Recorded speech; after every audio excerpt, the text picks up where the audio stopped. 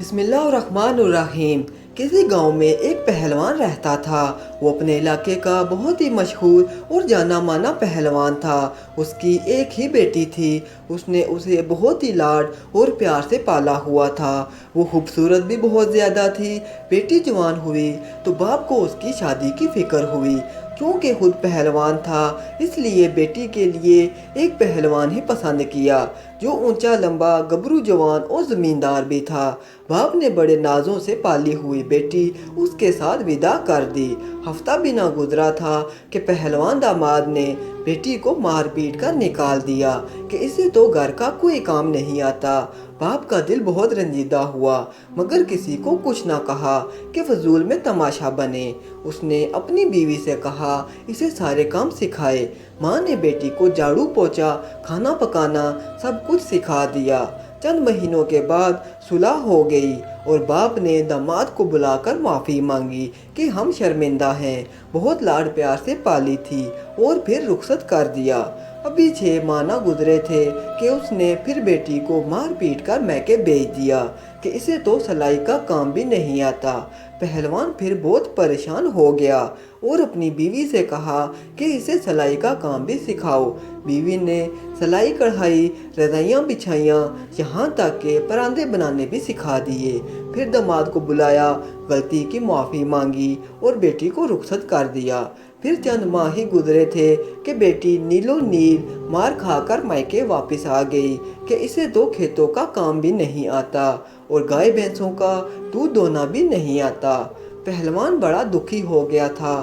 بڑی عزت تھی زمانے میں اس لیے خاموش رہا۔ اس بار کسان نے بیٹی کو کھیتی باڑی کے کام بھی سکھا دیے اور ایک بار پھر رخصت کر دیا۔ پھر چند دن گزرے، پھر بیٹی روتی ہوئی میکے واپس آ گئی۔ پہلوان نے سوال کیا بیٹی اب کیا ہوا ہے؟ وہ کہنے لگی اب میرا شوہر کہتا ہے کہ آٹا گوندتے ہوئے تو ہلتی بہت ہے۔ پہلوان کو اب ساری بات سمجھ میں آ گئی۔ اصل میں داماد کو روز جمانے اور مارنے کی عادت پڑ چکی تھی۔ باپ نے کہا کہ بیٹی میں نے تمہیں سب کچھ سکھایا لیکن یہ نہیں سکھایا کہ تو بیٹی کس کی ہے۔ بیٹی حیران ہو گئی لیکن اس کو کچھ سمجھ نہ آئی۔ چند ہی دن گزرے کہ داماد کو احساس ہوا کہ اس بار نہ تو سسر نے معافی مانگی اور نہ ہی بیٹی کو واپس بھیجا۔ خیر وہ خبر لینے سسرال گیا۔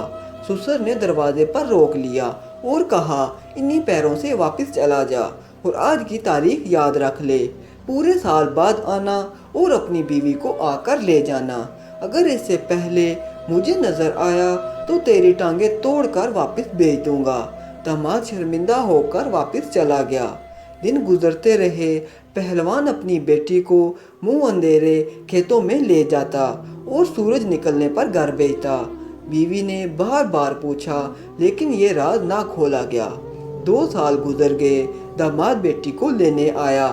باپ نے خوشی خوشی بیٹی کو رخصت کر دیا۔ ابھی چند دن ہی گزرے کہ پہلوان داماد عادت سے مجبور چلانا شروع ہو گیا اور مارنے کے لیے ہاتھ آگے بڑھایا تو بیوی نے کسی منجے ہوئے پہلوان کی طرح شوہر کو بازو سے اٹھا کر زمین پر پٹخ دیا اور کہا کہ تو جانتا ہے میں بیٹی کس باپ کی ہوں؟